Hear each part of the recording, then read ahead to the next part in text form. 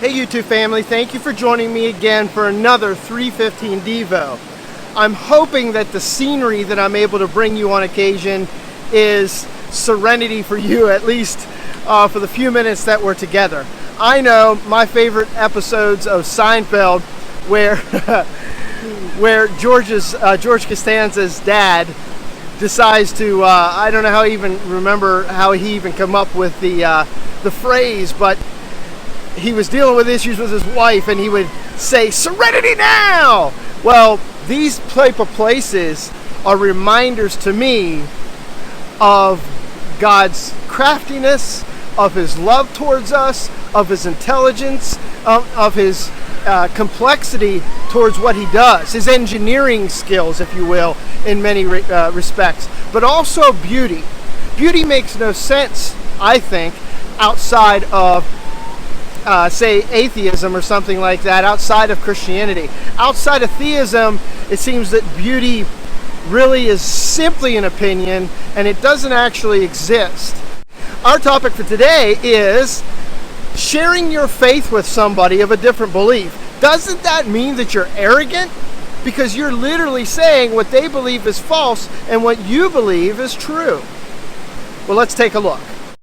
So Jesus made it pretty clear. He said, "I am the way, the truth, and the life." So based on that one scripture, that one text, along with many other ones, he's making a claim about the objectivity of who he is, his message, and what that message implies.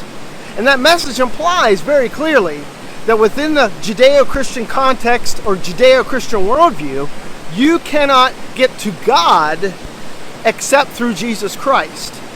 Now that doesn't mean, you get some kind of weird ticket. What it implies very clearly from the gospel message, that as rebellious individuals from God, separated from him, the gospel is the only thing, meaning Jesus' sacrifice that redeems us from our death back to God, is the only way we can have a right relationship with God.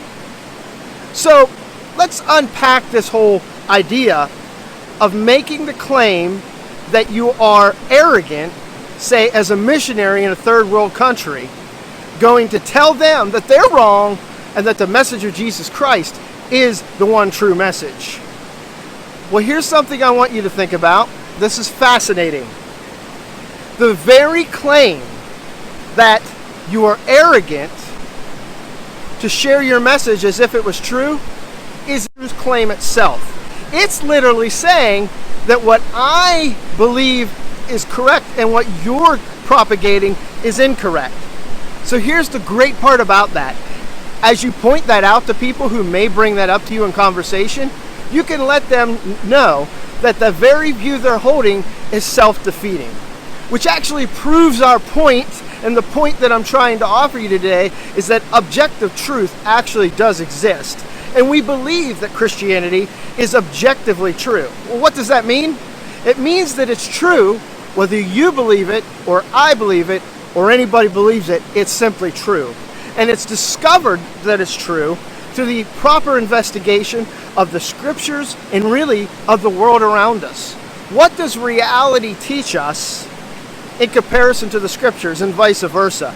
Do they match up? Are they coherent?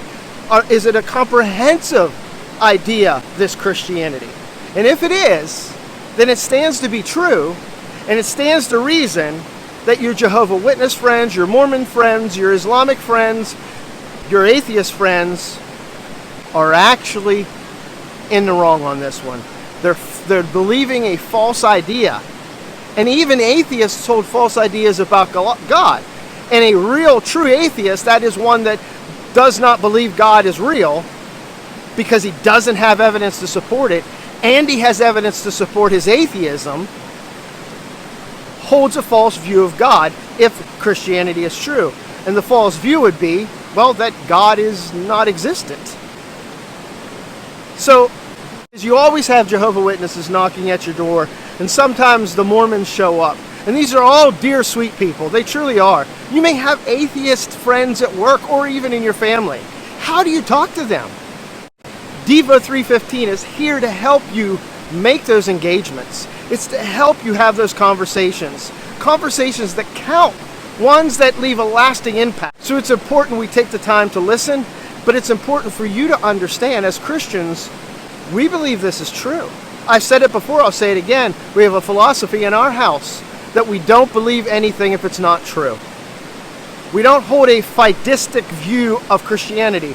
That is to say, we don't hold a view that we blindly believe Christianity to be true, regardless of what history and the evidence says.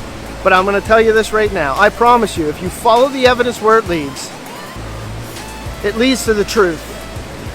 And I promise you, you will end up at the throne of grace every single time. Thank you for joining me. And remember, share your faith. Share this video. Like, subscribe, and listen, if there are topics that you'd like me to get the ball rolling with you, comment in the comment section below. That helps me help you better, because I love doing this kind of digging and this kind of research and this kind of engagement. So if I can get the ball rolling for you, then I'd love to do so. So please, subscribe, like, share, do all that good stuff to help us help others. God bless you.